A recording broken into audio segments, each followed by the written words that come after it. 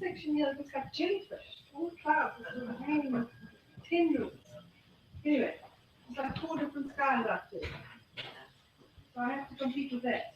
Okay, I'm just going to tell you a little bit about myself so that those who never heard me speak just know that where I come from. I come from South Africa. I was born in Zimbabwe. I was born into a family with an alcoholic father and a mother who was very health conscious for the era. We weren't allowed to drink any soft drinks at all with any bubbles in it. There was no fizz was allowed. So we weren't allowed things like Coke or Sprite or I don't think Sprite was around in those days. It was like Coke, I think that is it. Coke was to us was poisonous. We were not allowed to chew gum. My mother had a theory that if you chewed gum, you became brain dead. And she said, all you need to do is look at the people that chew gum and you can see nothing's going on about their around. So, needless to say, whenever we had the opportunity to chew gum, we would at our friends' houses. I used to laugh about it because we weren't allowed to drink any soft drinks, but we were allowed to make our own Kool-Aid. Now, I don't know whether any of you ever had something called Kool-Aid from many, many years ago. We'd buy this little packet of powder with colorants and preservatives and all kinds of other trash in it. And then you would add 5 pounds of sugar to that and a whole lot of water. And of course, I was used to stand and stir it, which was a complete sugarholic. I grew up completely addicted to sugar. I have photographs of me at the age of 3 with my hands in the sugar bowl, bringing the sugar up to my mouth. And I still, as an adult, would eat sugar straight out of the sugar bowl. Just nothing stopped me. The stickier and sweeter something was, the better it was for me. Sounds like Monty and Renee when I first met him. So, I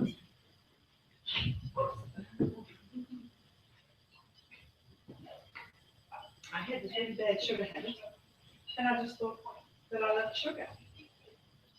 Anyway, I used to suffer from terrible mood swings as a kid growing up, and not so much mood swings as a kid, I used to suffer from terrible sadness. I used to cry for anything. My mother said we'd watch a movie, we'd go to the drive-in. Remember when there were drive-ins? There aren't any left here, are there? They're not in South Africa anymore. And the cowboy would get killed and I would cry, and the Indian would get killed and I would cry. I cried for no reason. I was convinced I was a doctor because I'm taller than my sister, who's 2 years older than me. She has very blue eyes and mine was sort of browny hazel. My hair was dark and hers was lighter. And anyway, I was just convinced for some reason. But I had my mother said I had a persecution complex. I only discovered years later that when you consume refined sugar like I did, it actually destroys B vitamins. And B vitamins, in case I say this very fast, I know, fast I should say, you would say vitamins. So just in case, if you don't know what I'm saying, just stop me and say, just repeat that, please. I'm trying to get the accent right, but it sounds funny when I say vitamins. It sounds like I'm accent. But I like your accent. I prefer it to mine. And you all think you don't have accents, I know. Okay, so you destroy B vitamins, and what happens when you destroy B vitamins in the body? Your brain doesn't function as efficiently as it should, and it actually can cause a chemical imbalance in the brain, which is in fact what it did to me. I developed what was finally diagnosed when I was in my 20s as those days they called it manic depression. Today they call it bipolar disorder. And I was quite violent. I would trash the house. I would destroy anything and everything in sight. I would scream and shout and be very, very verbally abusive to anybody who came within earshot of me. I wasn't a nice person to live with. And what freaked me out more than anything else was that I'd made a really strong commitment to follow God when I was 16, 17 years old. And even though I'd done that, these mood swings didn't stop. I could still trash the place. I would still behave really badly. And it wasn't every day, but we never knew when it would arrive. Some days it was there for days, and sometimes it would be gone for months. And that's what bipolar is like. You never know when people are going to be up or down and somewhere in between. So we try to control people with the drugs. Anyway, I was told that I needed to take medication for the rest of my life. And so off I went to the pharmacy. In those days, there was no Google, there was no internet, there was no way I could do a search. The only way I could search for side effects of medication was in the pack, in the pharmacy. So having been brought up by a mother that was quite health conscious, we just said we weren't allowed to chew gum because he told me, if you got sick, My mother would tell us to go to the bathroom, take a magazine, or no, there were no magazines. We weren't allowed to read magazines or comics. We were only allowed to read books. Take a book, go to the bathroom, and stay there until something happened and your headache, your sore toe, your sore tummy. Any of these aches and pains would go away. If they didn't, you had to drink 2 glasses of water, and you still didn't feel better, you had to go and sleep. My mother was very health conscious, but she smoked a packet of cigarettes a day, because in those days it wasn't considered that unhealthy. That was how she handled her stress.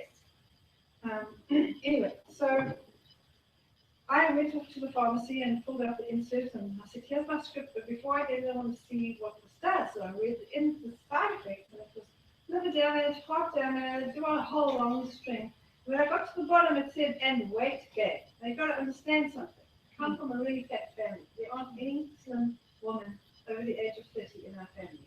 They all got thyroid problems, they all got weight problems. And in fact, my cousin, that was always a lot slimmer than me when we were growing up together because she was a provincial swimmer, she today is stage 4 obesity. You isn't even officially a stage 4 obesity, stage 3, but she is really uncomfortably large. She could barely walk.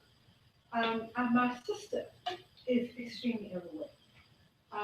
Do they follow the way that I live? No, they don't, because you know the saying that the prophet is without honor in his own home. Well, it's like that to most of our family members. Only when they get really sick, like they have heart attacks. My brother had a heart attack. He ran up Table Mountain. At the top, he had a heart attack. It was in part of it. My brother's never been overweight. Never had any excess weight on him at all. And he was on statin drugs and he had a heart attack. And only then did he then listen to me and say, okay, I'm ready to listen. Tell me what I've got to do. How should I be eating? I don't want to go down this road again. So anyway, so getting to the family, I come from a family where every single woman is overweight. There's just no slim woman. You know, they're just really large. I mean, I looked at photographs of my grandmother and my great-grandmother and the entire family. My father's side of the family was Dutch, my mother's German. Doesn't matter which side you looked at. Look at my father's side, all these women who were very, very well endowed. They were round on every part of their body, like balls, and the men were tall and slim. And if I looked at my mother's side of the family, it was exactly the same story. So when they told me on the internet that I was going to put on weight, I was terrified, because when I was diagnosed with being bipolar, I was actually underweight for the first time in my life, and I kind of liked the feeling. I didn't want to gain any weight. So that's what made me search for answers. And in desperation, and it wasn't just one thing, it was like a series of things. And I remember crying out to God and saying, God, please show me what to do, because you made my body fearfully and wonderfully. You made my body. You designed it. You knit me together in my mother's womb. Help me. There's got to be a better way. I don't want to go on this medication. I'm not comfortable with medication. My mother never gave us medication growing up. Just cigarette smoke. Side stream cigarette smoke. Anyway, so today. Through a series of things that happened in my life, the first was reading a book by a man called William Duffy called Sugar Blues. It was like reading my own story. And in that book he said, some people crave more glucose than others, and they need to eat a lot more natural glucose. So it would be better if you went and ate fresh fruit. And that's exactly what I did. I went and ate copious quantities of fruit. I ate 9 mangoes one day, an entire watermelon the other day. And for 3 months, I couldn't stop eating fruit. I just ate it and ate, and after 3 months, I woke up one morning, and for the first time in my life that I can remember, I wasn't hungry when I opened my eyes. I used to open my eyes and I'd like, I need food, I need food. And if I didn't get it by 8 o'clock in the morning, my hands would start to shake. So, and for me, as health conscious as I was, I started moving into health consciousness, making my own yogurt, making my own whole wheat bread. I had oats with brown sugar, because I thought brown sugar was really healthy, which is really not much difference between white and brown. I thought I was doing all the right things. And I kept sort of reading something else and something else and something else. And in the meantime, I got married, and Mark and I, when we got married, he helped to open the first Kentucky Fried Chicken in South Africa. Oh! He was in the fast food industry, and he loved Coke and burgers. That's what he lived on. My very first date that we went on, I had yogurt in a glass jar. In those days, there were no plastic jars. It was pure yogurt and a bottle of honey, and I put the honey into the yogurt because it wasn't sweet enough for me. And he had a burger and a Coke. And I He just thought I was weird, but for whatever reason, he wanted to see me again. And eventually we got married, and I would buy whole wheat bread, and he only wanted white bread. And he would want bacon and eggs for breakfast, and I would have whole wheat toast and oats and what I thought was healthy. And he never really wanted to be healthy. It didn't appeal to him because he was comfortable doing what he was doing. And he was comfortable because nothing made him feel uncomfortable. And that's one of the main reasons very few people initially wanted to change. And I've seen now, most people can make it to 30 with everything kind of intact. And by the time most of us reach 30, something starts to go wrong. Either the brain starts to go wrong, or the stomach is not working the way it should, or your blood pressure goes up. Well, when I met Mark, he was 20 years old.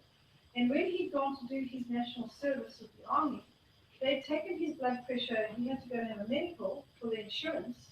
And the insurance company said, "You're uninsurable." And that's because at the age of 19, his blood pressure was 160/110, and he wasn't overweight at all. And when they did his medical history, both parents and both sets of grandparents were on blood pressure, had been on blood pressure medication, and said, we're not prepared to insure you because you're very high risk. Now, they're not allowed to do that anymore in South Africa, but in those days they could refuse to insure your life. And they did. But he didn't think much of it. 19, can't think you're invisible, you're never going to die. But when I married Mark, his blood pressure was still high. And at the time, his grandfather started suffering from senile dementia.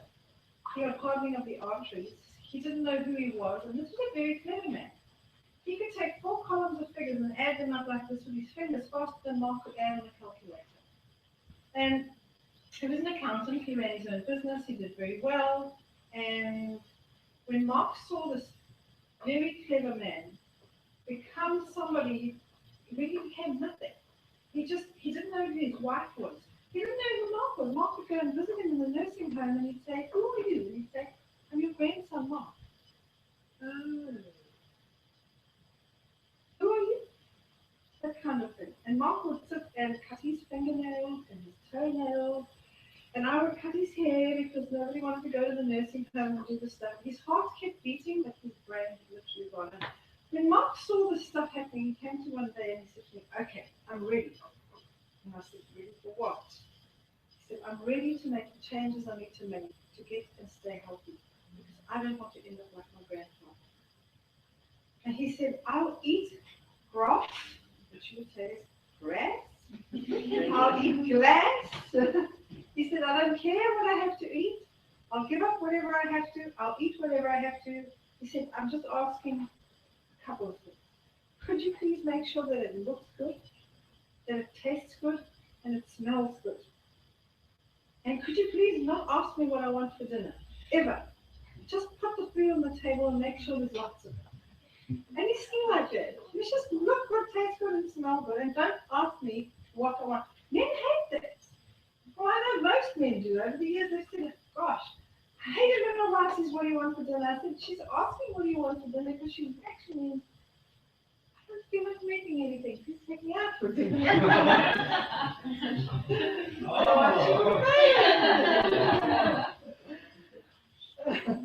Anyway, so I set about trying to make Mark's food taste as nice as the fast food did. And part of that was developing the 3 salts that I've got here, because my husband poured salt on everything. He still doesn't taste food and he puts salt on before he tastes it. At least now I know that he's getting some herbs and vegetables and spices and nutrients and antioxidants in the salt when he's using it, and not just plain salt. So that was one of the things that I helped him with. And what was interesting, because he reduced the amount of salt in his diet, which is everybody's told your blood pressure's high, take the salt out or reduce it. And so nothing changed. Nothing changed.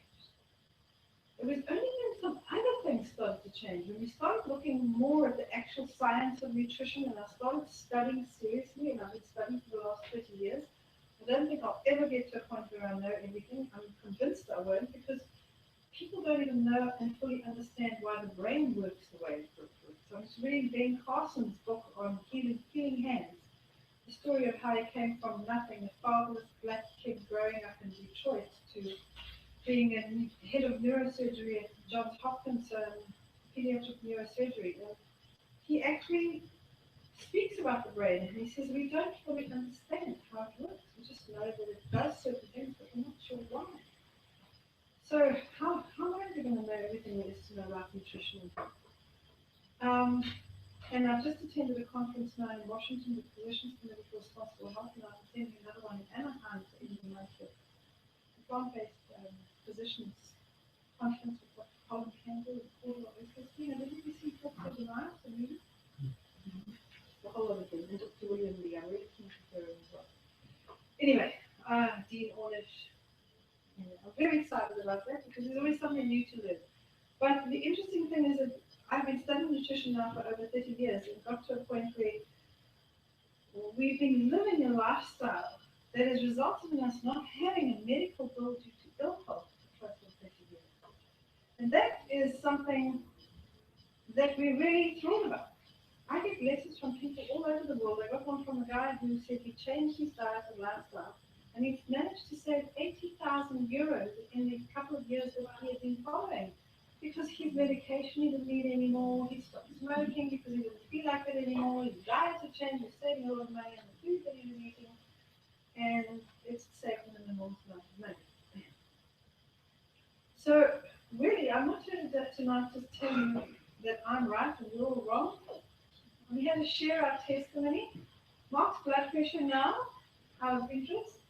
We did a race called the August, which is a cycling race of 114 kilometers. You can try converting that to miles. Multiply by 5. Yeah. We haven't trained for it. We walk every day and we swim sometimes and sometimes we cycle. We haven't really trained for it at all. And we completed it and we felt fantastic and we went sore the next day. We didn't do any record times, but right 1 kilometer before the end, somebody came through and clipped Mark's handlebars and he went flying in the street and ripped up his cycling shorts. And anyway, when he got up, he was really nauseous from the shock of having hit the ground so hard. And so he was sitting there with his head between his knees, and the ambulance came across and said, "We've got to get you to the ambulance, we're going to check you out, because if anybody falls off their bike, we're going to check you out." Anyway, so they took him into the ambulance and checked him out, and then they were very worried because a man of his age, to have blood pressure that's 100/60, after riding for 7 hours on your bicycle. Hi! I've kept the seat right in front for you. Cool. Yeah. You have to be really good to sit in the front row. The captain's chair. Oh. Yeah, sit here. Sorry. No, I'm just sharing my background and our history and about our family, so I'll get to the sort of meat of it. So really, as I said, I'm not here to tell you that I'm right and you're all wrong. I'm really here to share our testimony as a couple and as a family. It's been a wonderful journey for us to be able to live a life. I went from having sitting in the doctor's waiting rooms every week with one of my children. We have 3 daughters, 5 grandchildren.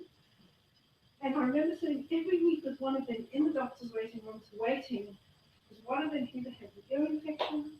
My oldest daughter used to get tonsillitis, the youngest had the ear infections, and my middle daughter got allergic rhinitis. It streamed out of her nose. And I remember once going to a homeopath, just like a naturopath, they give you homeopathic remedies. And in fact, in the days when I went to a homeopath, we were told, don't go to the homeopath, they're evil. Because they take your hair and they take the saliva and they do cast spells on you. Weird. Anyway, I went to a homeopath with my kids and I thought, because I got the doctor and it was antibiotics and cortisone nasal spray and I had allergic dermatitis and allergic rhinitis. Mark didn't only have the high blood pressure, he lived on antacid medication. So one of us was always at the doctor at least once a week. And I told you earlier on how I cried out to God to actually help us. And this, there were bits and pieces of the puzzle as we went along, and I remember so clearly one night, I couldn't breathe, my nose was blocked, the allergic dermatitis. I've been to the doctor countless times, he kept giving me cortisone in some or other form. My kids were sick and we went off to the homeopath. I couldn't tell anybody in case they thought we were really bad. So we went off to the homeopath, he gave us drops, little drops. And then my friend said, "They won't work, you better go to the homeopath that gives you powders." So I went to the one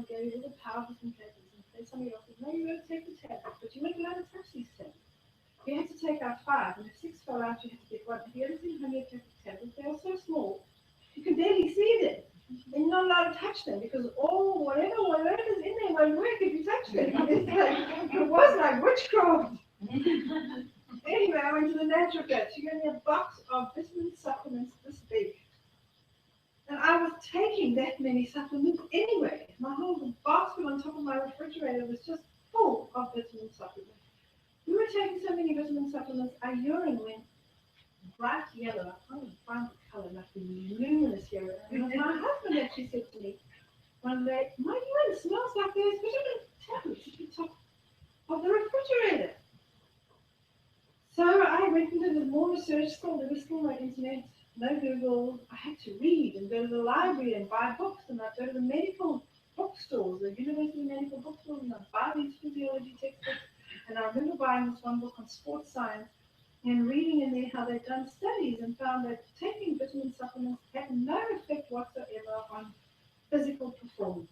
And that, in fact, there was so much money lying in the sewage system at these sports events because people were taking these huge amounts of supplements, and they said in the studies that showed at least 90 to 96% of all supplements end up in the sewage system. Well, years went by, and I remember reading some more studies. I went and visited the what's that old guy, Bromfontein Medical Research Institute, Dr. Walker.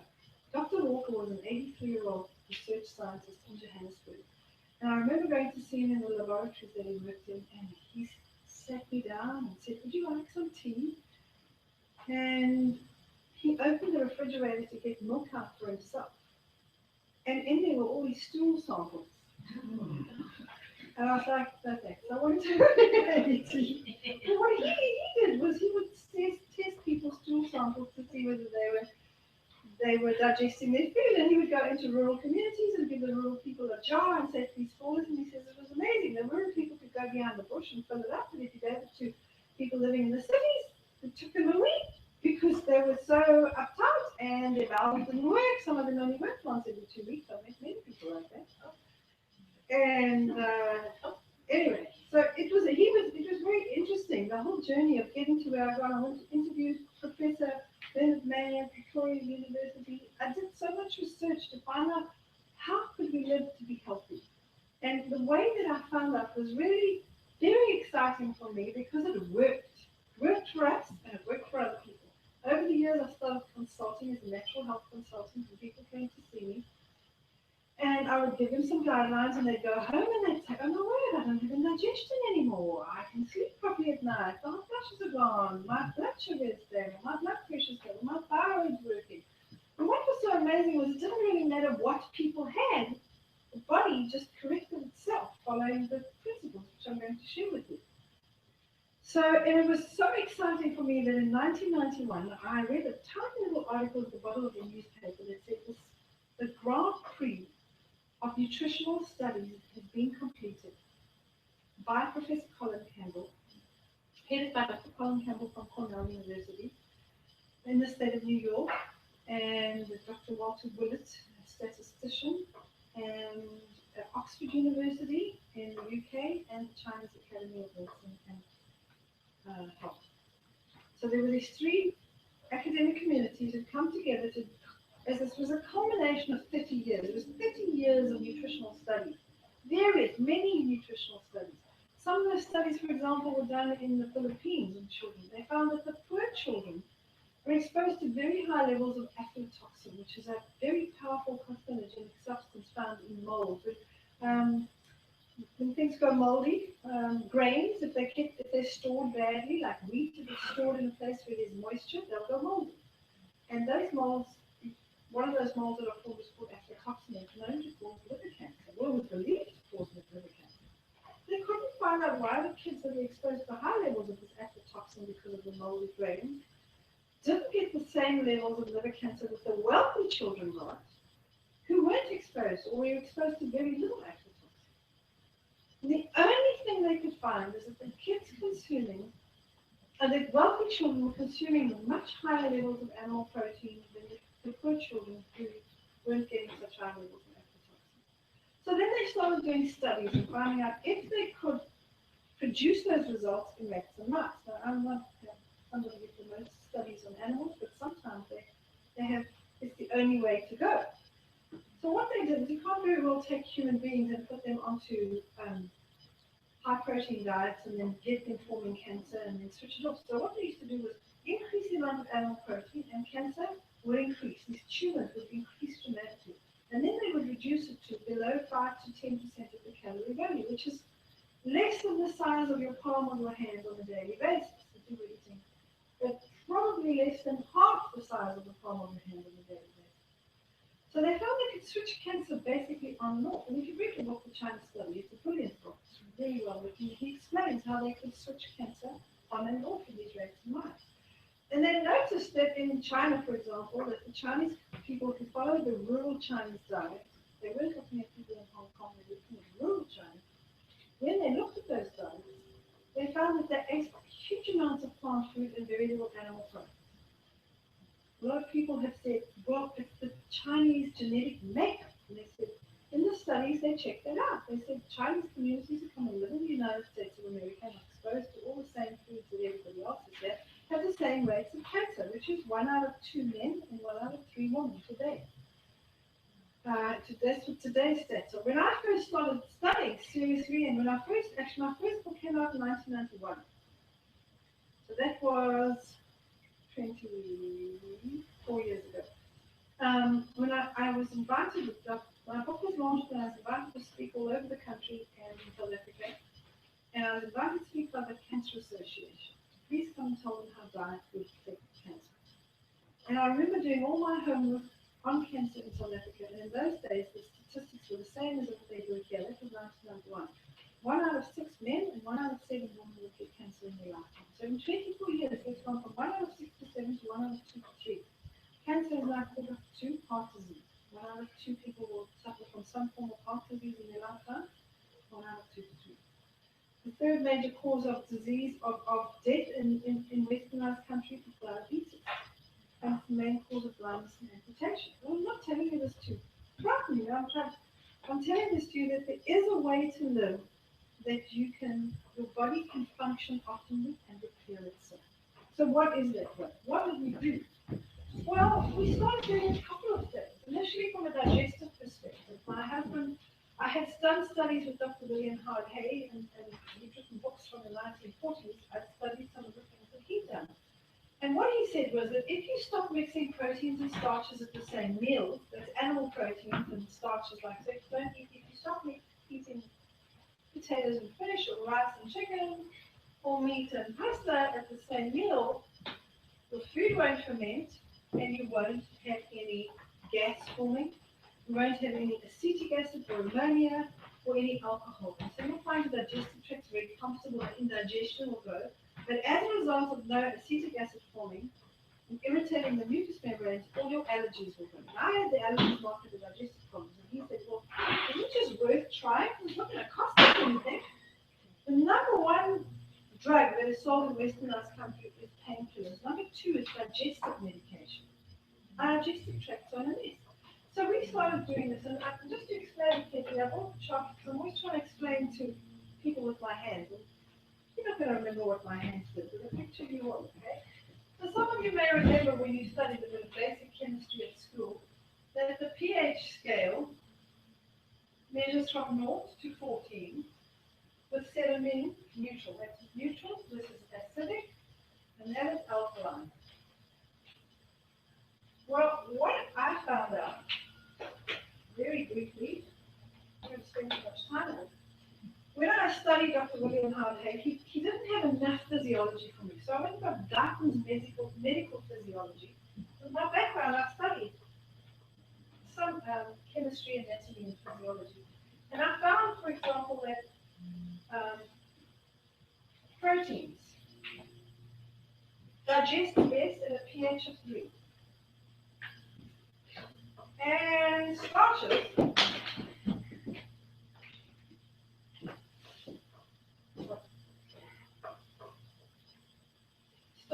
digest best at a pH of 4 and above. In fact, this level here is actually between 2 and 3. starch is best at a level of 4 and above. Now, you really don't need to study chemistry to understand something very basic, and most of us will get this. You cannot have a pH of 4 and above and a pH of 2 to 3 in the same stomach at the same time. It is chemically and physically impossible. The pH of water should be somewhere around 7, ideally. That's your ideal water for the body to utilize it fully. If I squeeze lemon juice or put vinegar in there, it would reduce that pH down to maybe 3 or 4 or maybe 5, but it wouldn't stay at 7. You can't keep pH of lemon and water separate. In the same way, you can't have two separate pH values in your stomach. It's just not possible. So what happens is starch digestion starts in your mouth with an enzyme called ptyalin, saliva animate, you may know that, and starts to break down. But starches can't be digested until they're in the small intestine and completely broken apart. And the reason we need digestion to take place is starches come in long chains in different shapes and sizes, long chains of glucose molecules. And the digestive process is designed to break those glucose molecules apart and then get absorbed, and we need glucose. There's so many people today saying, don't eat fruit, don't eat any sugar or anything, don't have any starches in your diet. Well, without enough glucose, your brain is simply not going to work efficiently. Not going to work. We know that the brain and central nervous system require glucose. And I know, because I went on starch-free or carbohydrate-free diets in the 1970s. Scarsdale started this whole thing, and then it was Atkins, the original Atkins in the 70s, and I remember eating cheese, peanut butter, and bacon. And I lost an enormous amount of weight, but it was just soon after that I was diagnosed with being bipolar. And yes, I ate a lot of sugar, but I didn't eat any while I was doing this. But it really made me trip out emotionally. It was really, really bad. It was the start of my brain not working the way it should. Because brain and central nervous system have to have glucose. Now, if you use your brain a lot, you're going to use up a huge amount of glucose, and you're going to crave soothing. So a kid that's hyperactive, for example, their brain is spinning and active with a whole lot of things. And you don't have to be a hectic, you don't have to be a kid that hangs from the chandeliers or the rafters and drowns the cat and does some crazy things to be considered hyperactive in your brain. You just need somebody who actually can zone out, because the brain is just so busy with so many things. Those people will crave more glucose. So those will be the kids that will go for the candy and the cokes and everything else. And if you understand that as an adult, and you look at your kids and you know yourself, like I know that I need more glucose than my husband does. His brain is much calmer than mine. I've got 20 things going on in my brain at any given time. And I'm always coming up with new ideas. My husband will come up with one new idea that's absolutely brilliant. Out of all the ideas I have, maybe there'll be one. Or out of 100. But Mark's will be like every second idea is really good. Because his brain is like calmer. So he doesn't like as much glucose as I do. Unless he's doing a lot of exercise. So he'll eat things like fresh fruit, not as much as I can just eat dried mangoes until the packet's finished. He'll have 2 or 3 slices and say that's enough. Okay? So now I do eat a lot of fruit to get my glucose, but the interesting thing about fruit is the glucose is already broken apart. It is easy to digest. It requires very little energy to digest. But we have to break the starches apart here so we can get to the glucose. And we're going to break the protein apart to get to the amino acids. Okay? So this here will break down to glucose. And this here will break down to amino acids.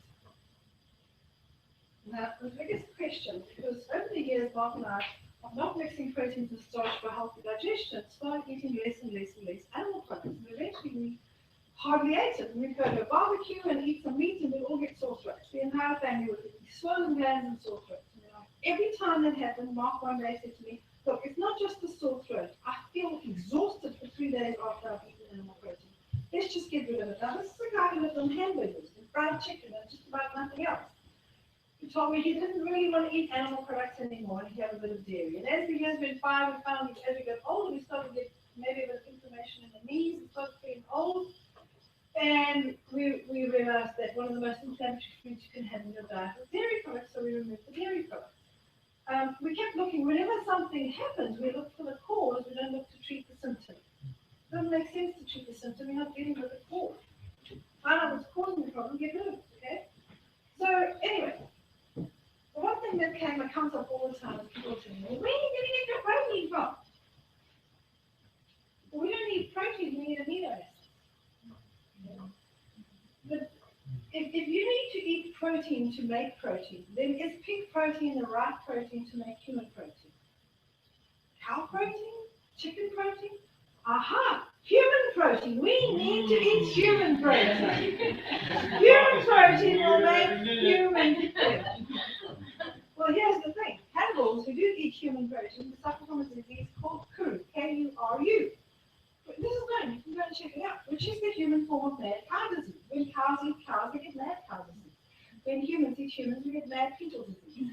Okay? You just get these big holes in your brain and you literally lose your mind. So we're not designed to actually eat flesh. We're not actually designed to eat flesh. When we look at the way our body's designed, our jaw's not hinged like a dog's or a lion's and can go and sink teeth into an animal. And I'm not going to go into all of that.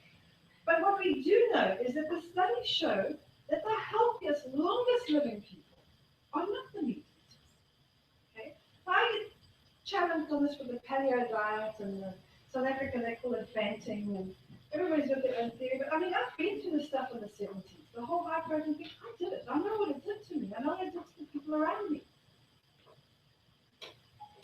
What we know, we're always told, go look at the Maasai. The Maasai people, they're very tall and they run all day long. And they live on protein and they drink the blood of an animal, so we should be eating lots of animal products. Go and look at the Inuits, the Eskimos.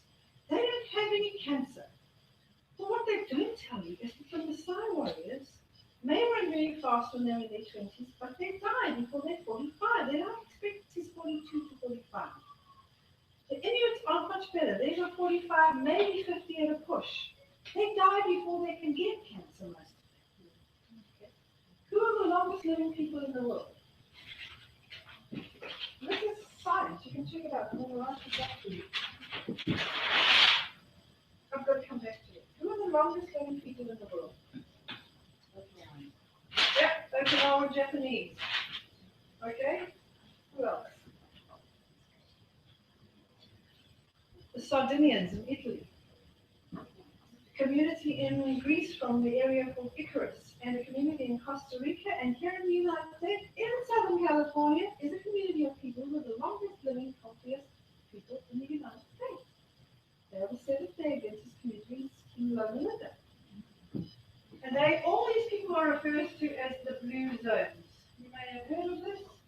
People are writing books on blue zone diets, and they're all putting their own spin on it. Okay, just ignore all that. Go look at Wikipedia. Probably get you the balance. Dan Buettner is a guy, you can look at him on YouTube. He traveled around. National Geographic funded the study to find the longest living, healthiest people, particularly with the most healthy people over the age of 100. Who are those people? And they refer to them as the blue zones. You can go and check them out. Okay? And what do they have in common? What do these people have in common? They believe in a higher power. I'm not going to write it. They believe in a higher power. Okay, so I'll just put it like that. They have a sense of purpose. Even in Japan, the 104-year-old grandmother that they interviewed, they said to her, what is your sense of purpose? What is your ikigai? Are you mispronouncing it?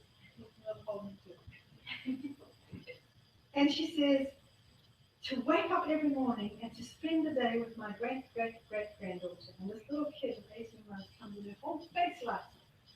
So they have a sense of purpose. And they're looking at it like that. They live in community. The grandmothers, the aunts, the uncles, or the aunts, as you would say, aunts to us are insects. To us, they would be aunts. Community, they live in community. They do no formal exercise. No formal exercise. But what they do is they grow their own food, they all are physically active, they go for walks, they walk from village to village. They all take a time of rest. In the Seventh-day community, they're very strict about keeping the Sabbath. In other communities, they have a siesta, they have a time or a day of rest. Okay? And the sixth thing is they all eat a plant-based diet. And that is a whole food one. Okay. I don't want to get back to the digestive process. So the longest living people, if you look at their diets, eat plant food. Okay? They eat more fruit and vegetables, nuts and seeds and grains and legumes and anything else. The paleo people will tell you you can't eat legumes. Well, all these communities eat legumes. All of them. They eat lentils, they eat beans, they eat peas, they eat coriander beans, they eat red, black, all kinds of things. Okay? Paleo people tell you not to do it. Well, how come the longest living people are doing it? You'll have people saying you have to live on raw food, but there are no communities around the world. There are people, but there are no entire communities that have raised small children and they're looking after elderly people who are living long. Now, I can live on raw food for days on end when the weather's like this. I don't want to eat anything hot or cooked. Do you? Give me mango, watermelon. Okay? So it's Well, not where do you get your about. protein? Oh, sorry. So, getting back to this, okay? Digestion. I want to get back to this because I want to talk about the problems with it. When you eat them together and the starches stop digesting, when the body recognizes that there's protein and keeps secreting hydrochloric acid to bring the pH down to this level so that the protein at least can digest. But now you've got partially digested starches in the digestive tract. It's warm, it's dark, it's moist. What do you think is going to happen to them? They're not digesting, they're just sitting there. They're going to ferment. And what are the byproducts of fermentation? Alcohol. Absolutely. Acetic acid, which is very, very strong acid. It's vinegar, but much stronger than the kind you buy in the stores, okay? It's very strong. Acetic acid. Ammonia. Ammonia is a powerful carcinogenic chemical. Okay? It is known to cause cancer. What's the most common form of cancer in westernized countries, where we are taught to mix all our food together, because that's a balanced diet? Colorectal cancer. Okay? Making our own carcinogenic substance in our bodies every single day. And of course, you get gas. Now, if you're a man, a dog, or a child, you tend to get rid of that gas very comfortably and audibly. If you're a woman, very often you're more polite. A woman has smaller waist. You've got a uterus and ovaries and all kinds of fallopian tubes. A whole lot of other things are stuffed in there, okay? So there's not so much space. And everything gets squashed in there, all your intestines are squashed in there. So very often with women, gas gets trapped and can be painful. And also you have irritable bowel syndrome, or you have spastic colon, they used to say many years ago. They've changed it to IBS. But all kinds of digestive problems. Now the interesting thing is that if you have salad, vegetables, and potatoes, or salad, vegetables, and fish, all of this doesn't happen. And your stomach is comfortable. Okay? And you're not over-secreting hydrochloric acid that's giving you indigestion or heartburn. And that's one of the reasons when people go on a paleo diet, for example, they'll take all the starches out so they're having salad, vegetables, and protein. So, of course, they are not having any fermentation. And they'll say, but my stomach feels so comfortable. Well, of course it would. Okay? So, that's what Mark and I started doing. And as a result of this, all of this energy wasn't being used on this mess in our stomachs. The first thing we noticed was we had more energy. We woke up earlier in the morning. We used to wake up in the morning. Oh my word, I couldn't even wake up. I had kids and I couldn't wake up. My kids would crawl over me with a smelly diaper, and I would lie in bed drugged. I need like 16 hours of sleep to function. That was terrible. I now function on any given night. I can sleep for 3 to 5 hours. 6 hours is a lot for me, and I feel fantastic. I wake up early in the morning, my brain is working, and I want to get going. Because my stomach is not working, it's not doing all this work. My food's digested by the time I go to bed, so it's my husband. And as we're getting older, we're getting fitter. We're fitter now than we were 20 or 30 years ago, because we have more energy, and so we can walk further. We just can walk and walk and walk and walk. We're looking for places to walk all the time. Coming back from San Francisco, we stopped at Pebble Beach. We walked the entire golf course, because a friend of ours said, just go and walk the golf course down on Pebble Beach. It's beautiful. And we did that in the peak midday sun. It reminded me of that poem. Only mad dogs and Englishmen go out in the noonday sun. We were quite Englishmen, but we never did. All right, so the indigestion went from Mark. The gas, the bloating went from me. My energy's cleared up completely, and we have way more energy. So if you're needing to have more energy, get rid of allergies or digestive problems, this is a good thing to do. And it's one of what I call the 5 steps. It's actually the last step, and I'm starting that first tonight. Who knows why? Sometimes God just leads me in a direction. Okay? So that's one of the steps that we talk about. And I'm not going to give them to you because if you'd like to, sign your names up here, and I'll pass it around, with your email address, and we'll send you a free online program called 100 Days to Health, which takes you from zero to healthy in 100 days. Why 100 days? Well, you see, it's one of these brilliant ideas. My husband has. He has these brilliant ideas, and then I get to do a whole bunch of work, and then I hand the work back to him because now he's got to make it work on the computer. He was watching, I think it was Obama. Yeah. And the news was on, and it said he just completed the first 100 days of his first term. And Mark looked and said, that's what we've got to do. We've got to do 100 days to health. Because people only start to see some kind of change after about 100 days. And I said, well, you're right. It takes about 3 months to change every single cell in your bloodstream so that you get to a point where you have a whole new healthy set of cells in your bloodstream and you actually feel wonderfully better. It takes about 3 months. But of course, we live in such a quick, instant society, don't we? You can just switch on a button and get instant entertainment. We can add water and we've got instant mashed potatoes. In fact, we don't need to cook anymore. We can just, even if you're health conscious, you can go down to Whole Foods and go and sit there and have healthy food. Sort of healthy food. Some of it's healthy. A lot of people look at 100 days and they think, oh my word, that's too much. It's too long. But I don't want you to go and change your diet and after 2 weeks you are completely frustrated. You don't know what you're doing. You're confused because there's too much information. So I've written a book here that goes with 100 Days to Health. You don't have to buy it. 100 Days is for free. If you'd like the book, it is the handbook to the 100 Days to Health. It needs a sticker on here, Mark.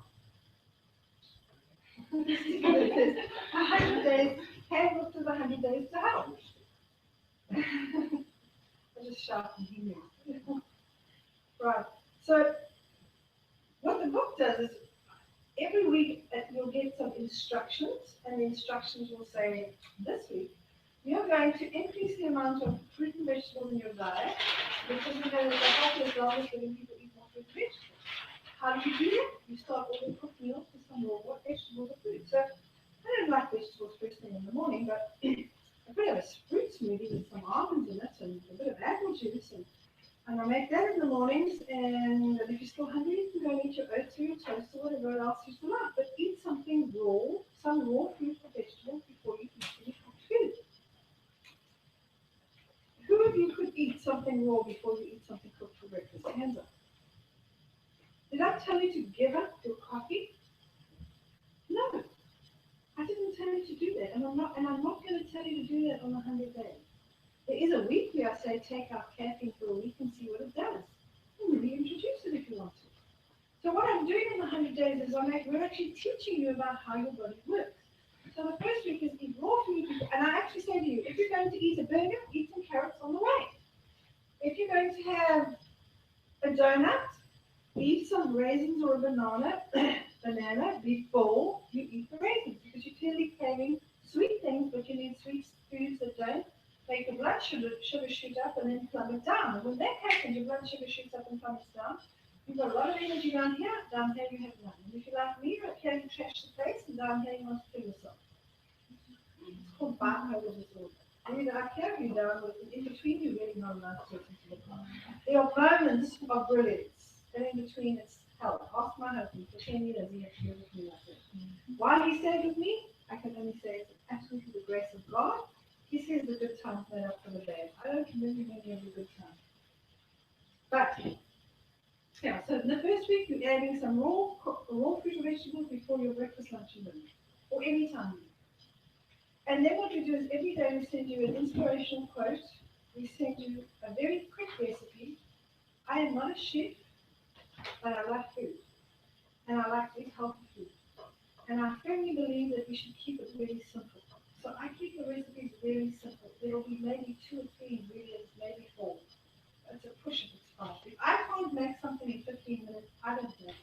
I don't know about you, but I don't want to spend 8 hours in my kitchen preparing how I used to make lasagna, which was to bring the or milk to the boil with bay leaf and peppercorns and carrots and onions in it, and then let it cool down completely to room temperature before I started to make the sauce, the cheese sauce, or the vegetable sauce for my lasagna. I would go and source the finest meat from afar and bring it home.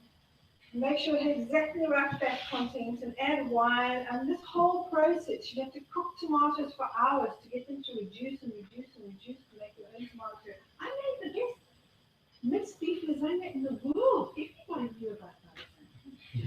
Now, I make a lasagna. I could make it here in front of you in 15 minutes and pop it in the oven there and you'll all love it. And it's gluten-free and it's dairy-free and it's suitable for vegans.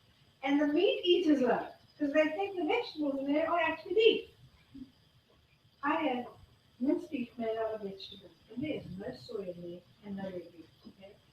But if you listen to a cookery dinner tonight, we'll have to do that another night, and we can all have supper.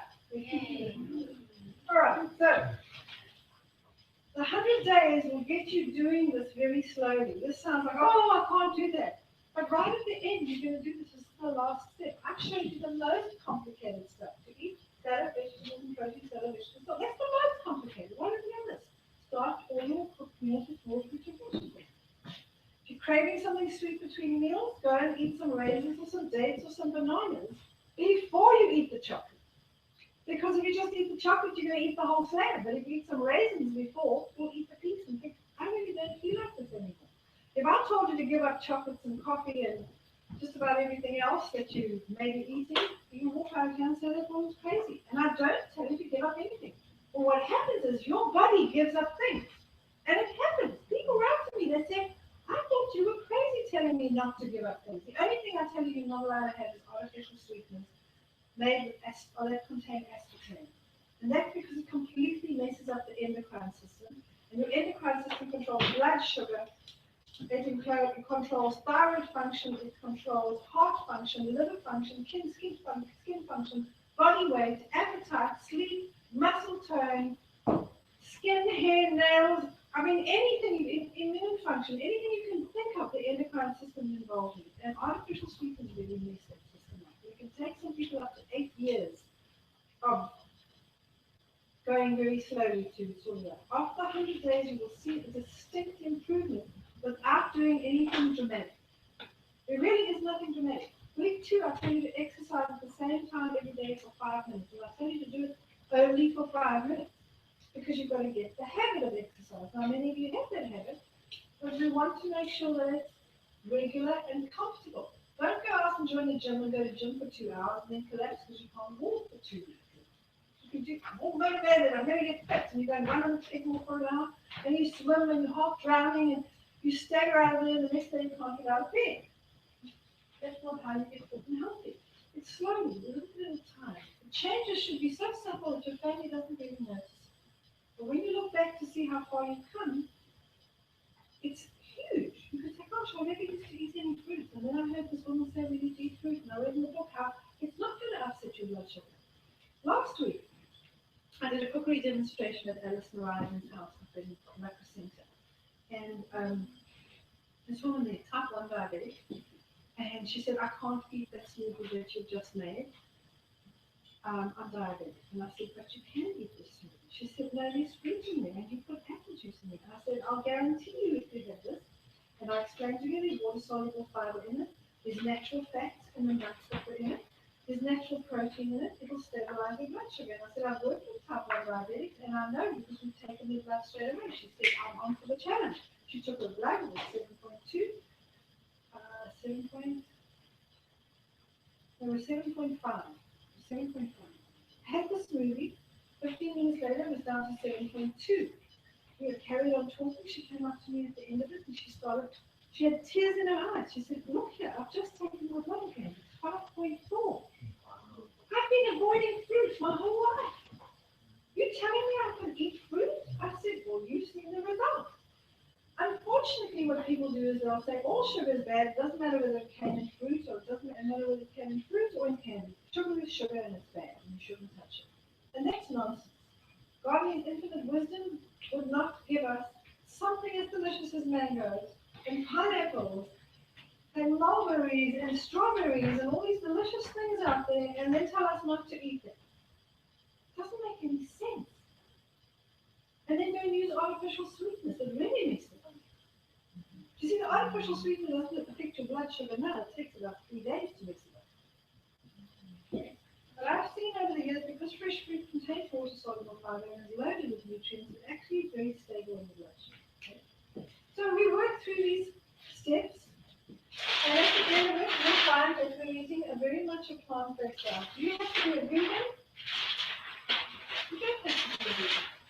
What I do recommend is that 75 to 80% of your diet is raw and whole, not necessarily raw, but at least whole, plant-based. In other words, it's mainly fruit and vegetables.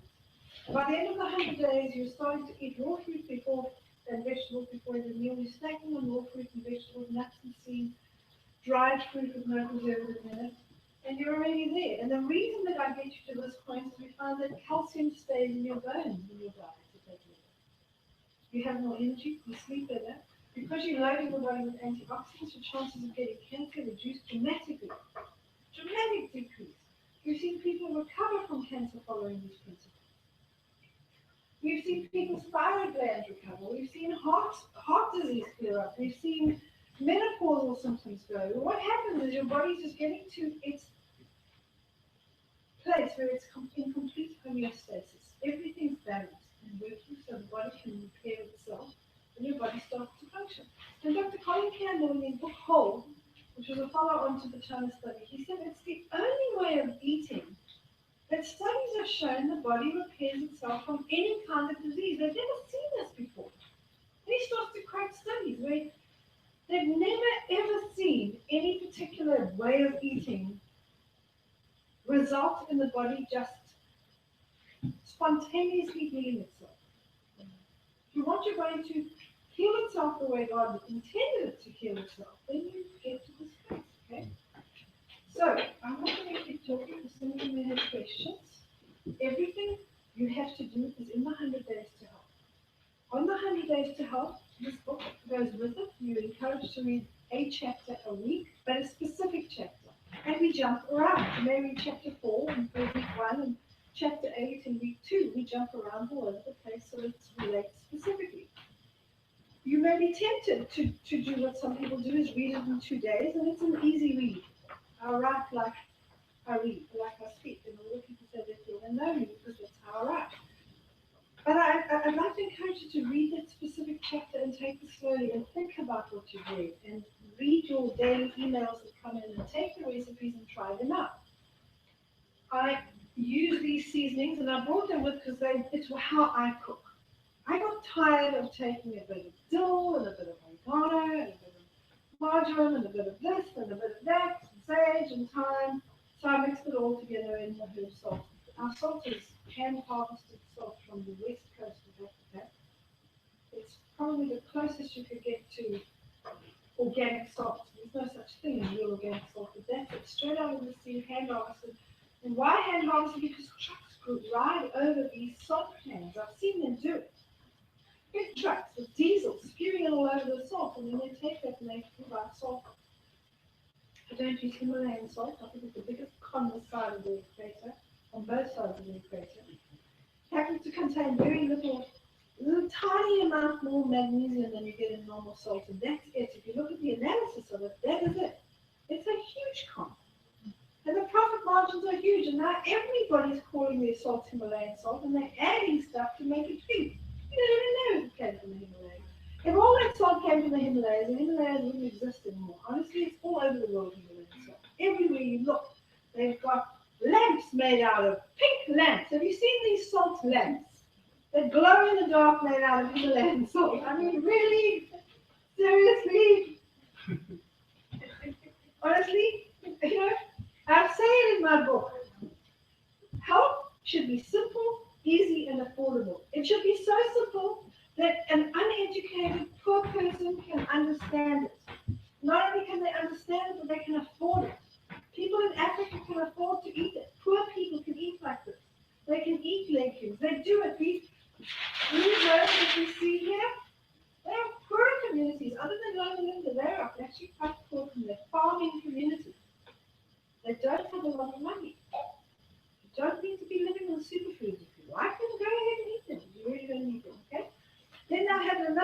I made, I found that there's certain vegetables, spinach and the whole cabbage family, cabbage and broccoli and Brussels sprouts and cauliflower, that taste, and then mushrooms, taste spectacular when you just take a pinch of nutmeg and you just sprinkle that into the dish. But it's going to be just enough to lift the flavor and not enough for you to taste the nutmeg.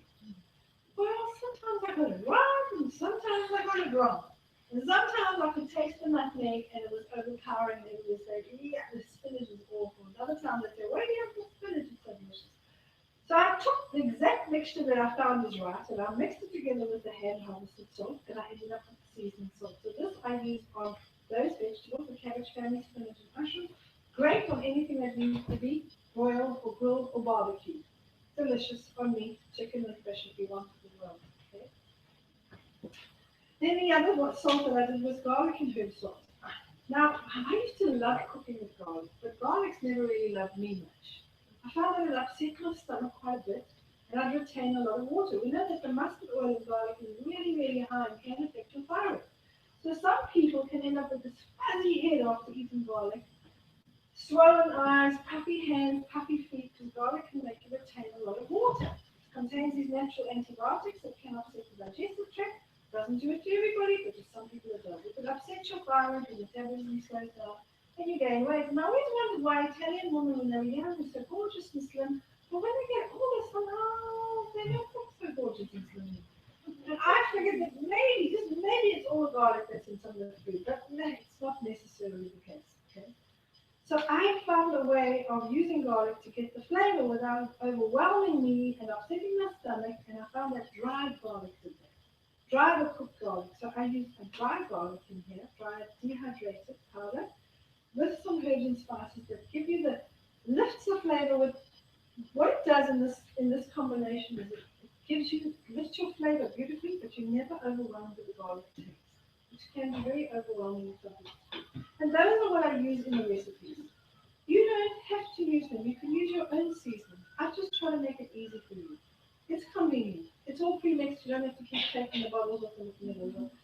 I need 6 herbs for this and so many spices for that. Okay. And then there are 3 products that I encourage people to use to help them see results quicker. And that is in week 1, herbal fiber blend in capsule forms because a lot of people don't like the powder, but you can use the powder. But I use capsules and I mention it in capsules because it's just easier. So you don't have to think about it or gag on the contents as you're trying to take it. Have you got an open, Renee, have you got an open herbal fiber blend powder? No way. I'm probably the only person in Southern California that has one. It is brutal. It is. Go with the caps, at least. It's just fantastic to take it and mix it in water. It shows it forms as gel. Oh, looks like it does when it comes out. Well, herbal fiber blend, why I like it is because it contains plants. There's no vitamins in there. It's plants and herbs. And what it does is bark of tree. It actually is very high in natural water soluble fiber. And it removes from the intestines of the large intestines and small intestines. You can have, particularly in the large intestines, a lot of old fecal matter. And some physiologists I've spoken to said they've found that when they do an autopsy, and especially as students when they were studying, they would actually remove the old fecal matter. The average person following a westernized diet and lifestyle has between 1 and 10 kilograms. That's like 2 pounds to 20 pounds of old fecal matter. That's literally lining the intestines. Okay, so the interesting thing for me was I thought, that's a story from the company. You know, these are not our products. They come from Idaho. It's just a great company. They make dried plant extracts without adding vitamins and minerals to it. I don't take them because 90 to 96% of what I used to take was coming into the toilet. And we need vitamins attached to carbon molecule, and the only way you can do that is through the process of photosynthesis. The sun shines onto the plant. There's a nice drawing which I'll do for that one. And those questions going to come up, okay? So here we've got a plant. Here's the leaf. Okay, it's growing. It has some roots. And the leaves are growing down here. And here's the top of the soil. Okay? The sun shines onto the plant and we get Do you remember it from school? Photosynthesis.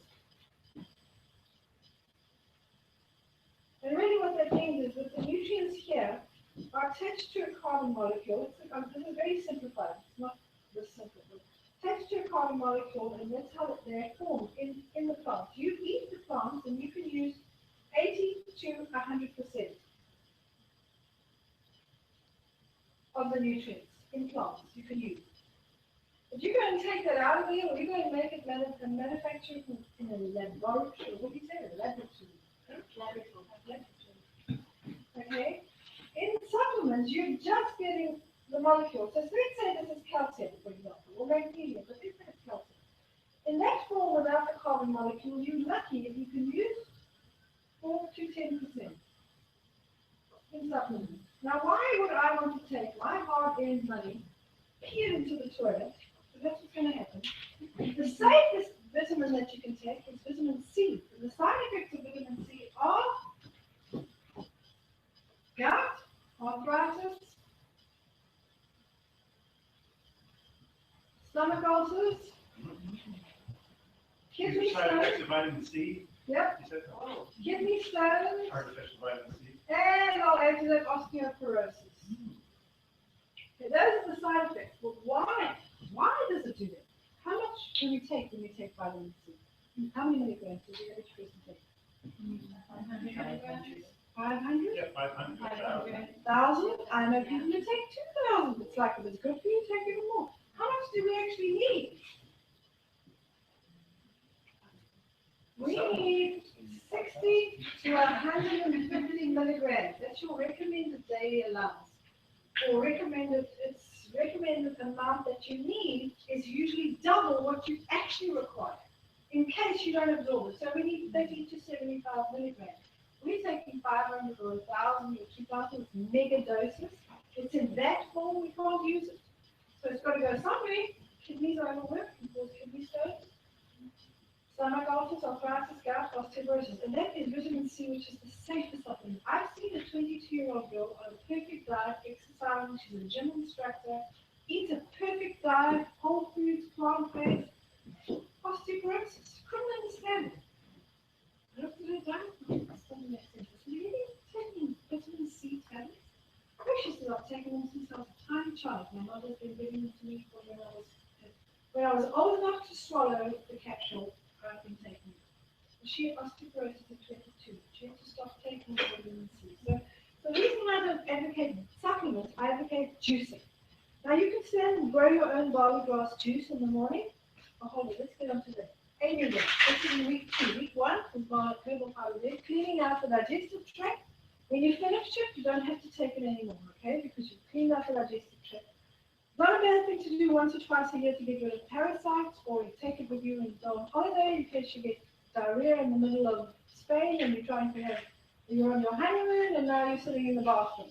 Herbal fiber blend sorts out any stomach problems, whether it's constipation or diarrhea. It's not a laxative, it just regulates the bowel, okay? It kills parasites and bugs and stuff, okay? Omega in week 2. Why omega? Because most people lack omega-3s in their diet, okay? Omega is just from the same company. It's called Omega. It's in a capsule form. Why do I use this and not in liquid form?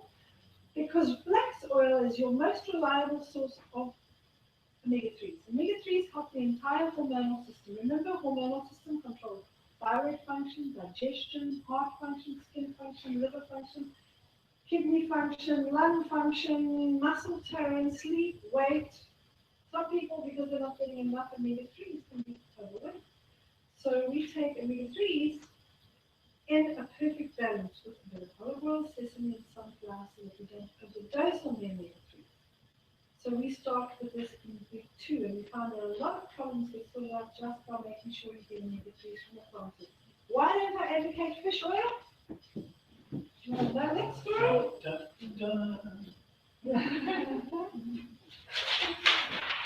story? Why the fish oil companies hate Marion Shoe.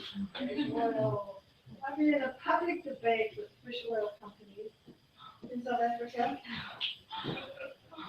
They make me laugh because they don't even know what they're selling to people. Okay, how do you get oil out of a fish? Do you bring one here? Grind it out. You do grind it up. In fact, they don't take it out of the flesh. The flesh is too valuable because we buy it and eat it. Okay? So they take the flesh of the fish, they sell it. They fill it out, and you get fish that you buy in the supermarkets and stores. What's left is the skeleton, the skin, and all the inner parts. The liver, the lungs, the heart, the eyes. They mash that all up, they heat it to high temperatures, they use chemical solvents to extract it, and one part per million of the outer remain in there. The problem is that fish oil goes rancid within 2 hours. Within 2 hours of the fish dying. The oil is already rancid before it even comes out of that pot. Days it takes them to get to this point. Okay? So it's rancid. Number 2, it contains cholesterol. Why? Because in every single cell, in every single animal, we have cholesterol. Humans make our own cholesterol in our liver. We need cholesterol for brain function. You need it to protect your myelin sheath around your nerves. If your myelin sheath is not strong, you get a disease called multiple sclerosis. You need cholesterol to convert vitamin D for the sun to shine. The sun shines on your skin, converts cholesterol into vitamin D, and if you've got enough vitamin D, you can have strong, healthy bones and teeth. Okay? So we need it for bones and teeth. Wrong thing, okay? Alright, we need cholesterol for bones and teeth. We need it for the brain. Brain, if you had to do an autopsy on us, you'll find there's more cholesterol in the brain than anywhere else. It's very essential for brain function. It's in every single cell, the membrane. The central nervous system requires it. And it's needed for hormones. Every hormone in the body. Steroid hormones is the basic ingredient of it. Okay? We need it so we make our own. Now we're going to eat the fish and we get to the cholesterol. Okay? What's the third thing? Okay? It goes rancid into it. It contains cholesterol. And it only contains 2 alpha-linolenic acid, which is omega-3. Omega-3 is actually known as alpha-linolenic acid. ALA. It contains 2 of those derivatives. And we need 5. Okay? That's just some of the things. There are a whole lot of other points as well. We take omega-3s, which you can only get in plants. True omega-3, the parent omega-3, you can only find in plants. What you find in other animals are the derivatives. In other words, the child, the grandchild, the great-grandchild, the great-great-grandchild, the great-great-grandchild. Okay? EPA is the great-grandchild of omega-3. DHA is the great-great-great-grandchild of omega-3. And what are the others? Stearidonic acid, butadienic acid. When we had this debate with these fish oil people, they didn't even know what EPA stood for. I said, well, what does it stand for? Oh, well, EPA, they said, no, it's icosapentaenoic acid. Am I showing off? Yes, I am. With all these words. But I did it on purpose. I went and studied it because I wanted to know. Why? We could put down here number 4. It'll repeat on you. It's difficult to digest. Digestive discomfort. Who's taken fish oil and then burnt it for hours afterwards? Heat on you. That's rancid oil.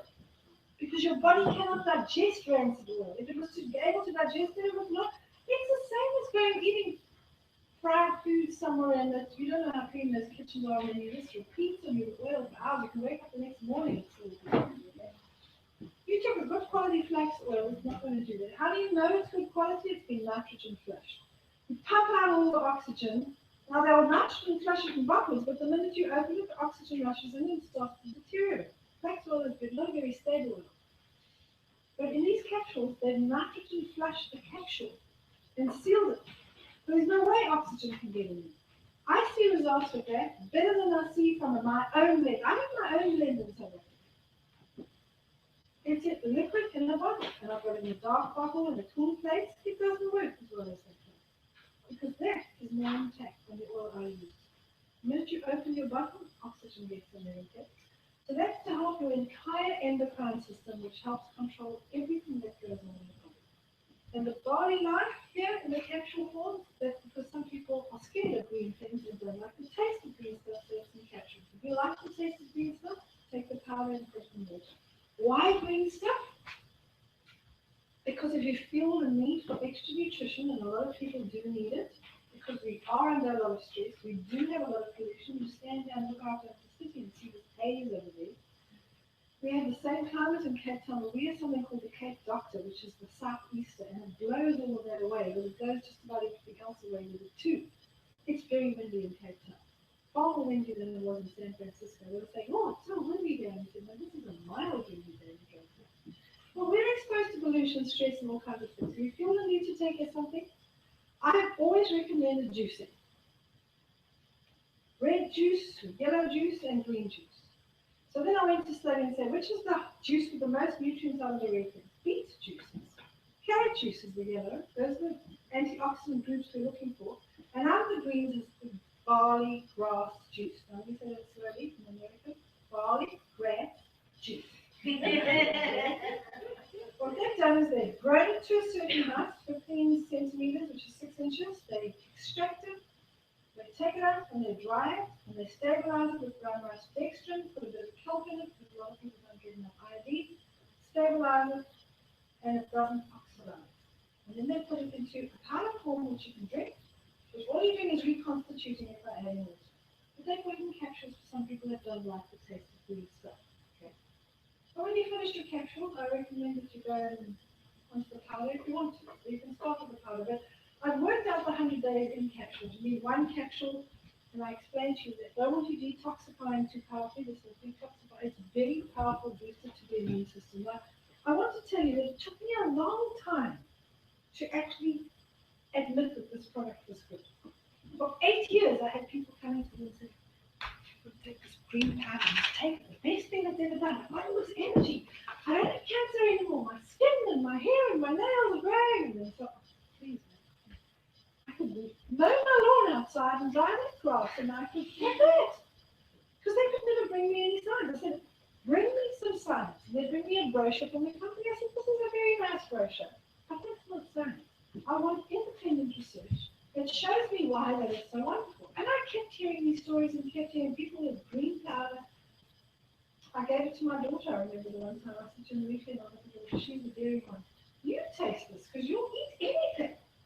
I mean, she tastes anything, people would dare her to taste things and she would do it. It didn't matter what it was. It could have been worms and she would have done it.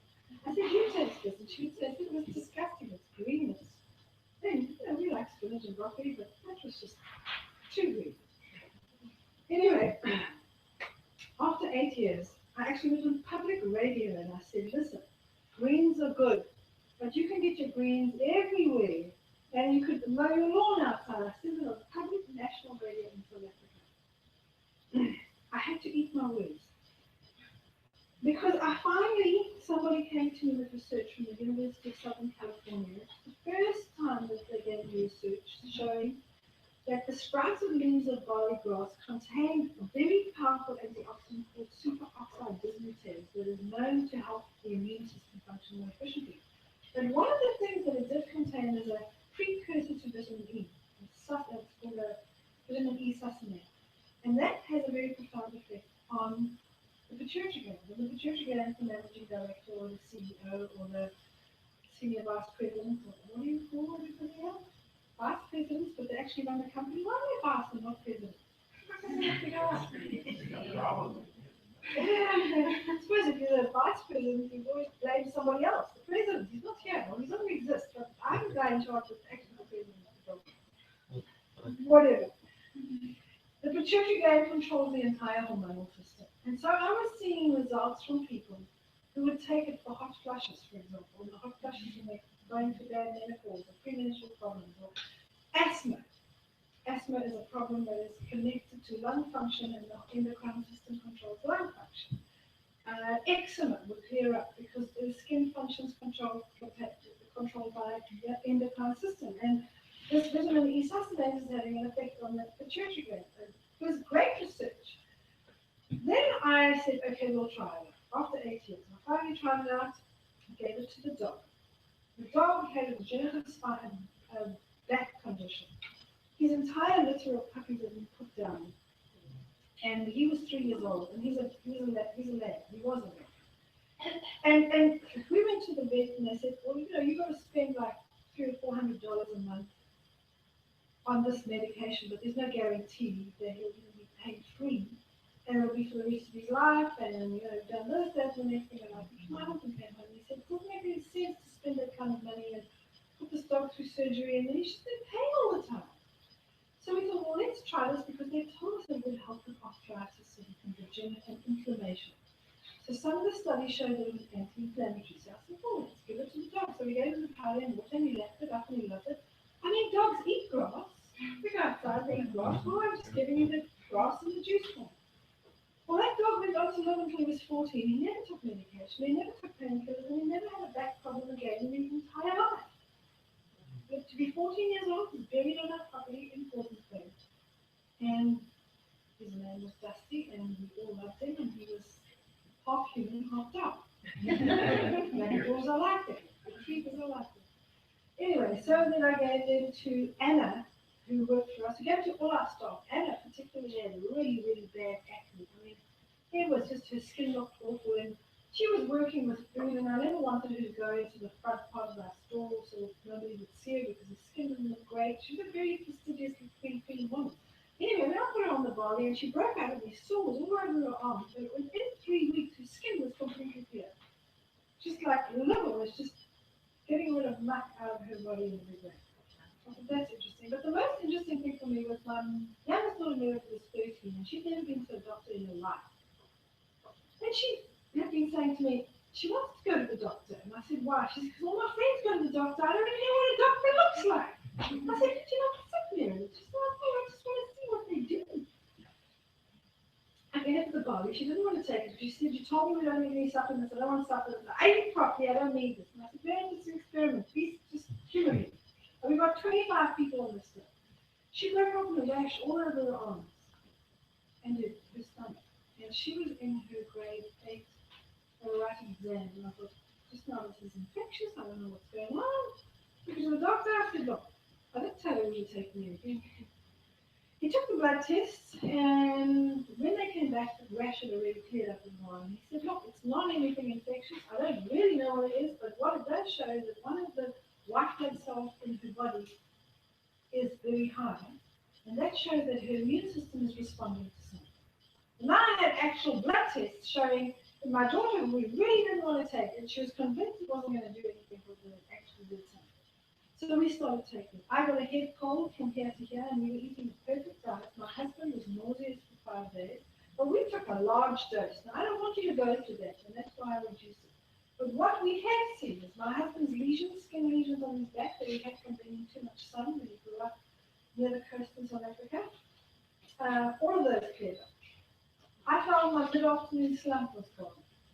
And then I started researching all the green things, and I found studies done by Dr. Yoshida Hagiwara, who'd been taking, he was suffering from mercury poisoning because he ran a big pharmaceutical company in Japan. The company that made Kaniba cosmetics. Some people may know Kaniba cosmetics from years back. It's a very good range of cosmetics. I don't even know if they're not anymore. Anyway, from years of being in the pharmaceutical industry, he'd been exposed to a lot of this mercury, and he was really sick. And so he did studies because he knew there was no way to solve the problem medically. He did studies to find out if there was anything in plants that would help this. And he found the isolated chlorophyll. And he said chlorophyll is the most powerful neutralizer of heavy metals. Mercury, lead, cadmium, arsenic, which we find all over the place. It's in our soil, it's in our air, it's in our teeth. And he started doing that. Well, he completely recovered. He died about 10 or 12 years ago. He was 92.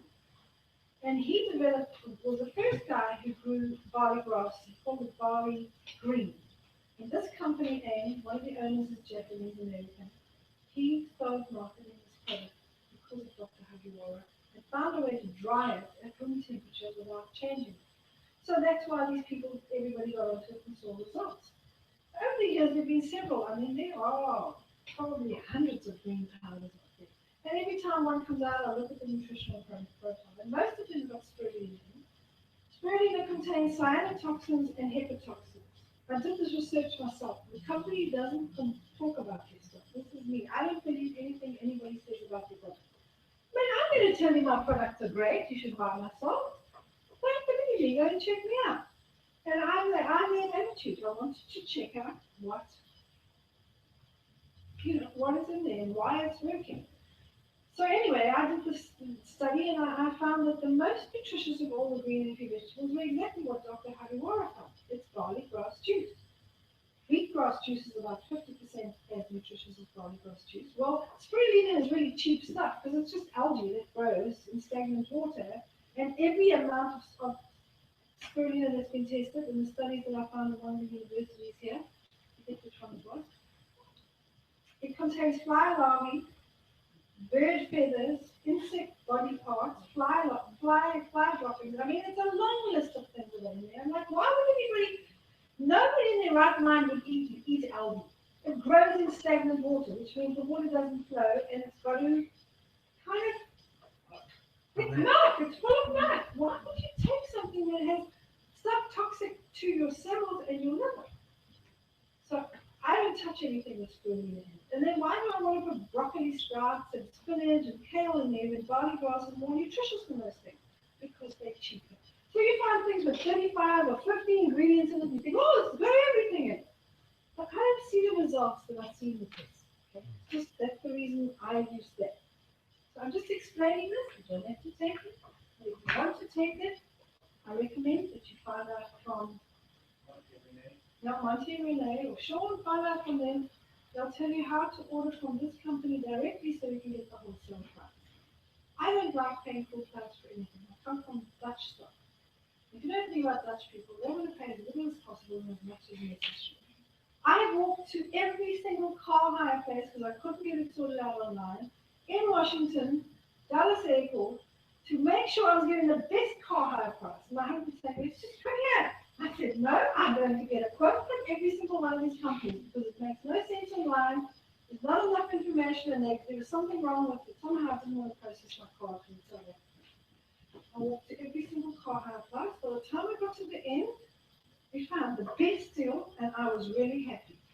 I mean, we started off with eggs, which is like, here somewhere, man. By the time we got there, we were saving $500. It was a huge difference, okay? And every car place I went to was like another $10 or $20 off. Eventually got to the end guy and it was like the best price. My husband knows me. So please, don't pay the full price. Just order directly from them. You do not have to order a garage full of product. You can just order what you want, okay? And just order for yourself and then post it directly to you. Because I'm sure Renee and Monty don't want to run around after you. Come and fix your stuff. I need the money. Don't make life difficult for them. Just order it directly. Ask them how you do it. Okay? So I've explained those products why we need them. The book, you can have the salt. You don't have to have any of it. You're still going to get the 100 days to help. So are there any questions that you have? Do I have a couple of other books? You know what, there's another thing too, on 100 Days to Health, there's 130 plus articles that Miriam's written, and then there are links to, actually I'd say 10 to 12 video presentations that she's done like this, and probably by the end of this month, looks like we'll probably have another 2 or 3 dozen talks and interviews that she's done over the years. So you not only can take this program, but you can also look for specific bits of information, like a topic, if you wanted to learn about thyroid. She's got 2 or 3 different articles that go deep into why the thyroid works the way it does and how certain nutritional things help with the thyroid, for example. So anyway, there's a lot more to it than just this simple, very basic program. You can also do quite a lot of research and use her research as a springboard to go do your own. And if you want to study nutrition, we've got a nutrition and lifestyle course. We have natural health consultants around the world. Right. I'm actually meeting with somebody tomorrow that's going to be doing a course here. So there's a lot you can do on your own. And you get over 100 recipes from 100 days. Yeah. And they're all quick and easy, really. I mean, you want to make hummus, I make it the quickest, the easiest, and the nicest. I've got some other books. Healthy Kids is not a book you're going to sit down and read from cover to cover. It's more of an encyclopedia. You read the chapter that relates to you. If you want to prepare your body for pregnancy, it's in here. If you want to, how do you eat when you're pregnant? What do you eat when you're recovering from having had the baby? How do you wean your baby off? If you can't breastfeed, what are you going to do? What can you do? Why should you breastfeed? How are you going to feed your kids when they're at school, when you have parties, when they're sick, when they're teenagers, when they have skin problems? It is the encyclopedia. Okay? Stuff in it. What to do with outbreaks of attention deficit kids, all in it. I have 2 recipe books.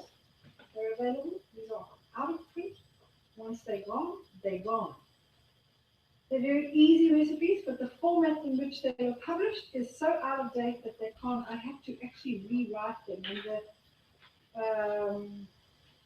I've got lots of other recipes, so I'm working on a full color recipe book, but that's going to take a while. And then I've got a book called Take Control, which is a book I wrote specifically when I was doing a lot of corporate talks. In fact, I was doing a road show with the Oprah magazine in South Africa.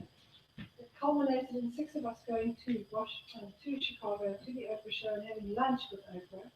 It was a lovely person. And then she gave us tickets to go to the Color Purple, and it was very exciting to go to Broadway and see Oprah and all this stuff.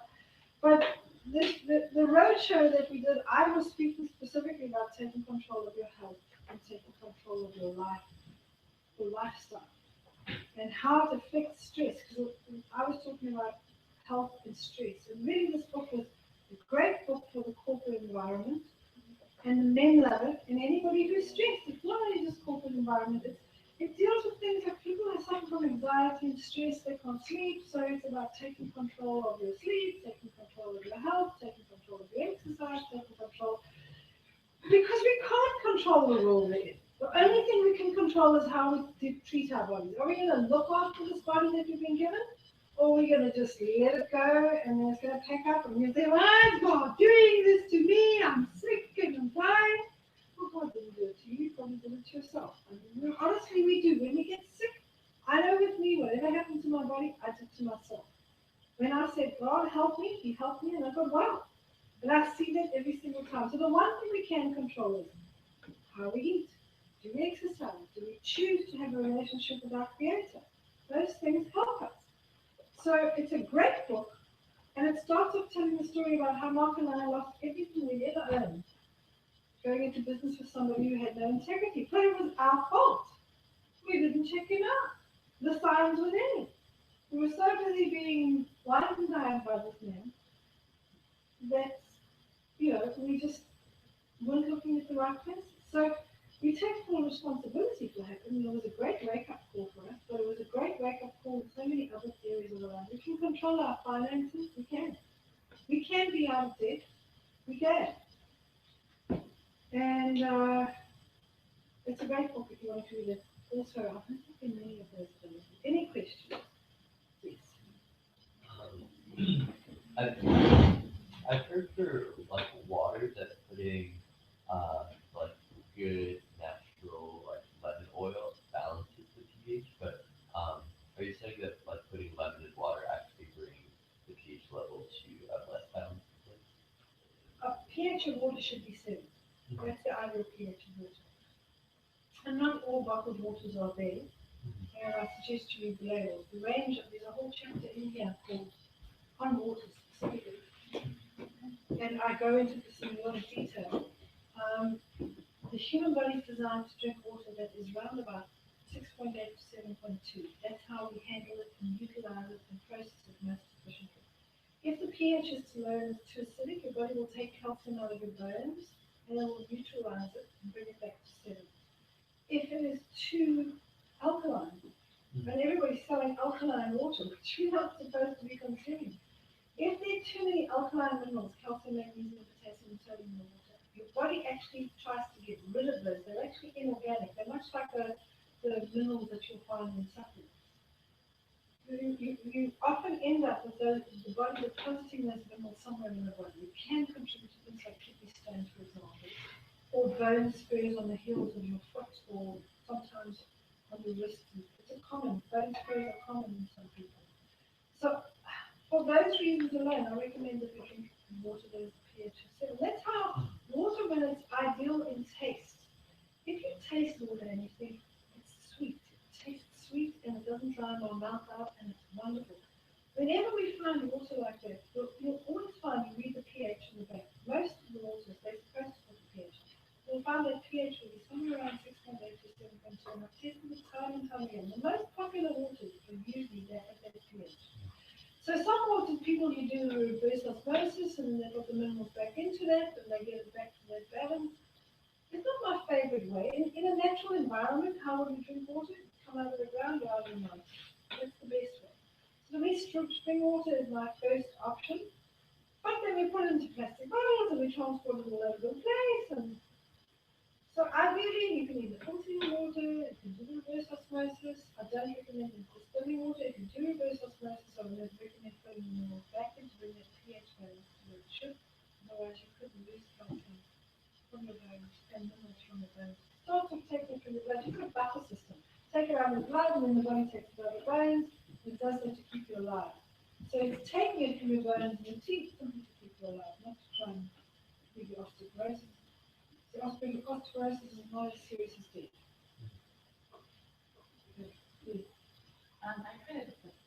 I put up about 2 grams a day and kind of adding to what you say, and I would squeeze it and then put those actually in my water or Yeah. seltzer, soda.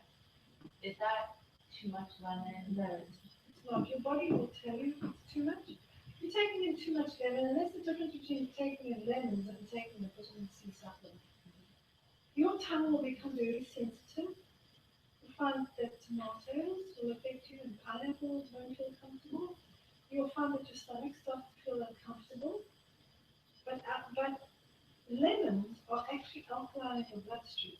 They're acidic in your stomach, they're alkaline in your bloodstream. That's because they actually contain quite a lot of calcium, magnesium, potassium, and natural sodium. Even though they're acidic in your mouth and acidic in your stomach, they're alkaline in your bloodstream. If you've had too much, you'll get sensitivity in your mouth or the stomach will feel irritated. But it's not actually acidic in your blood level. So if you put it in the water, it's not a big deal. Because it's alkaline in your bloodstream. It's very different. We put vinegar in there, it can be a different story altogether. Yeah. Allergies all my life. I always have like congestion in the morning with the like, so this is like just kind of live with that, but I was like, all that can clear out. It can be cleared up. The barley and the amenities particularly will help you to both these two here. Very anti-inflammatory naturally. Green leaf contain not only very powerfully anti-inflammatory, but barley grass juice has got the perfect phosphorus to calcium ratio to keep calcium in your bones, for example, because that's how alkaline it is. But when you get into a lot of allergies, and I can hear you sounding quite nasal as well, there are two things that will contribute. Three actually. Number one is dairy products. Dairy products cause a lot of these problems. They're the main cause of tonsillitis, so we shouldn't be removing our tonsils. Whether we children or adults, your tonsils are designed specifically and put where they are for a reason. To grow white blood cells from babies into big soldiers so that they can fight and protect your body. And when you take the tonsils out, well, no, you got to protect your body. Well, I don't have any tonsils, they were removed when I was 4. Because I can have tonsillitis for the first 4 years of my life. But once I took the tonsils out, I had a postnasal drip, and I always had this nasal thing going up, and sinusitis, and and then it's just like this mucus coming out in every possible part of your body, and it's just like this.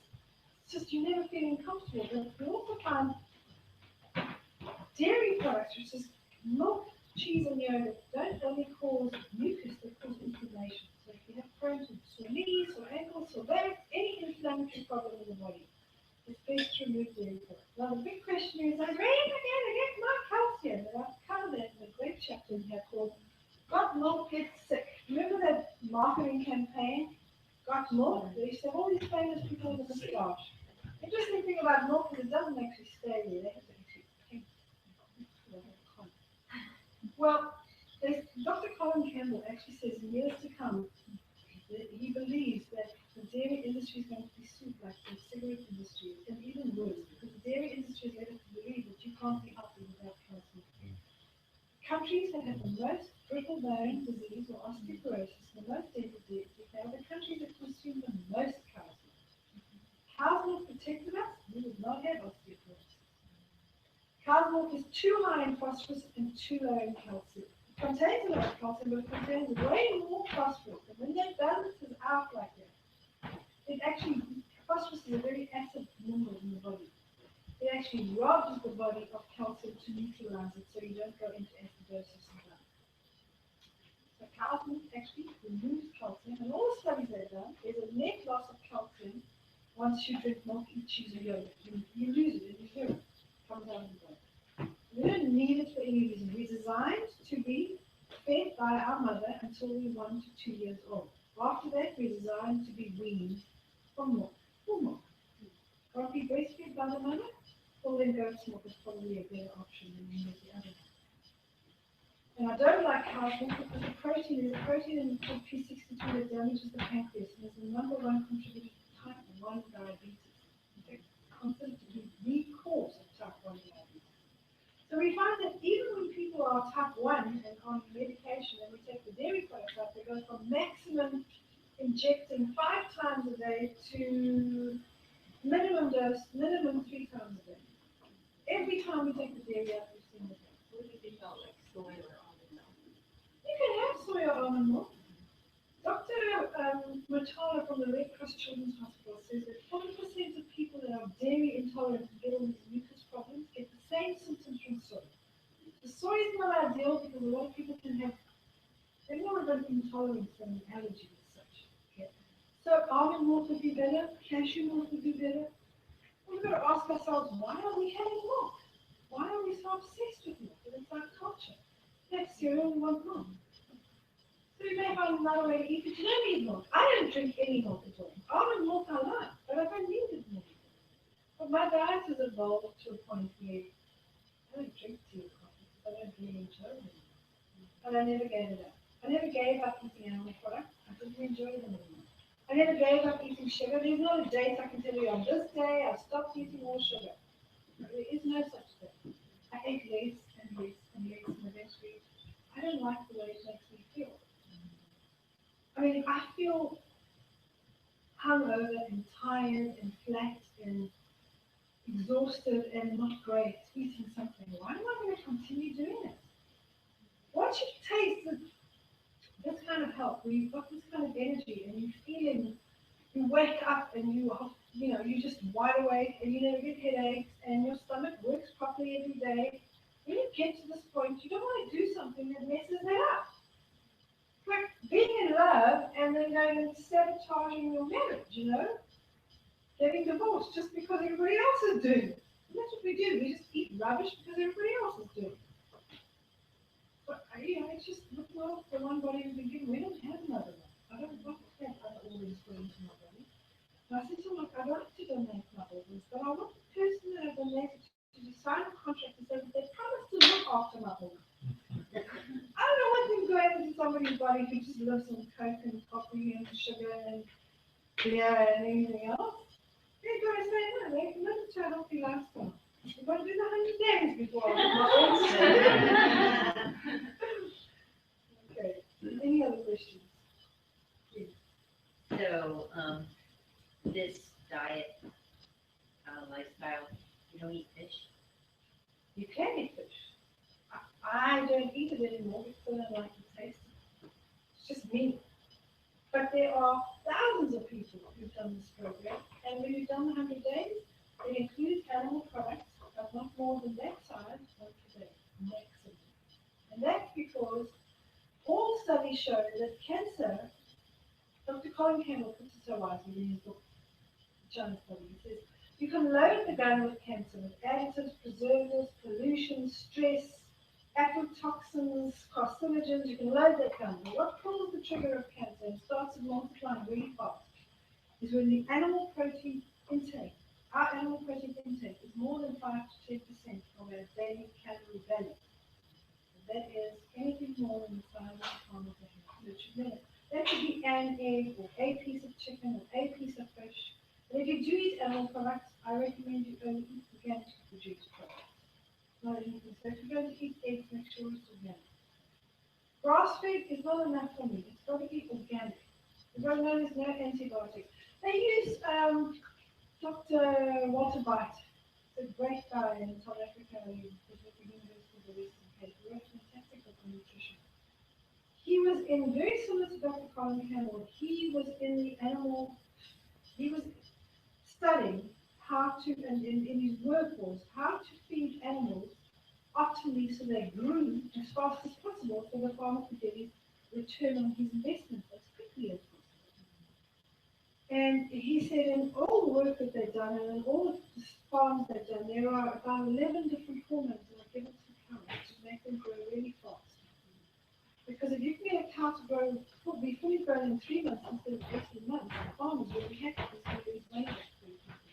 And those hormones pass into us. We're seeing things like young men who are not overweight growing breasts, full grown breasts, or that probably get